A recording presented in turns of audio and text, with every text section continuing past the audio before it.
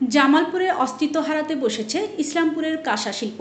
কাঁসা তৈরির টুংটাং শব্দ আর ক্রেতাদের পদভারে একসময় মুখরিত থাকত জামালপুর ইসলামপুরের কাঁসারিপাড়া।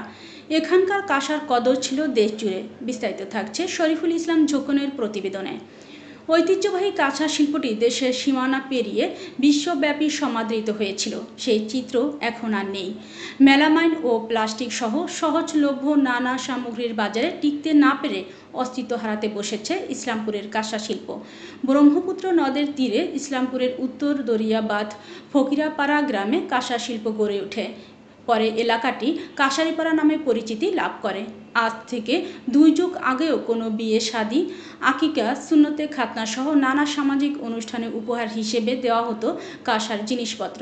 কাঁসার কারখানাগুলোতে কারিগররা দিনরাত কাজ করেও কাঁসা সামগ্রী সরবরাহে হিমশিম খেত তারা। কাঁসা শিল্পীদের নিপুণ হাতের তৈরির কার্যক্রম নান্দনিক কাঁসা একসময় দেশের গণ্ডি পেরিয়ে স্থান করে নিয়েছিল সুদূর লন্ডনে। তৎকালীন ব্রিটিশ সরকার 1942 সালে লন্ডনের বার্মিংহাম শহরে সারা বিশ্বের হস্তশিল্প প্রদর্শনীর আয়োজন করেছিল। ওই প্রদর্শনীতে ইসলামপুরের কাঁসা শিল্পীর কারিগর স্বর্গীয় জগৎচন্দ্র কর্মকার ইসলামপুরের কাঁসার তৈজসপত্রাদি প্রদর্শন করেছিলেন এবং তা সর্বশ্রেষ্ঠ শিল্প হিসেবে স্বর্ণপদক লাভ করে। এরপর থেকে সারা বিশ্বে ইসলামপুরের কাঁসা শিল্পের পরিচিতি ঘটে। হিন্দু সম্প্রদায়ের লোকজন এ শিল্পের সাথে বেশি জড়িত ছিল। নানা প্রেক্ষাপটে কাঁসা কর্মকারের সংখ্যা কমতে থাকে। এরপর নিত্য ব্যবহার্য সামগ্রীর ধরন বদলে যাওয়ায় এ শিল্পে ধস নেমেছে। গত 15 বছরে কাঁসা পিতলের দাম বেড়েছে প্রায় 10 গুণ। কাঁচামাল ঊর্ধ্বমূল্যের কারণে প্রতিযোগিতার বাজারে টিকতে পারছে না এ শিল্পটি।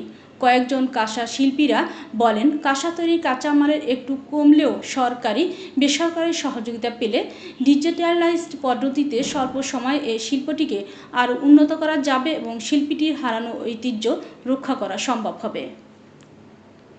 আমাদের একটা কাঁসার ভালো প্লেট কিনতে 4000 টাকা লাগে।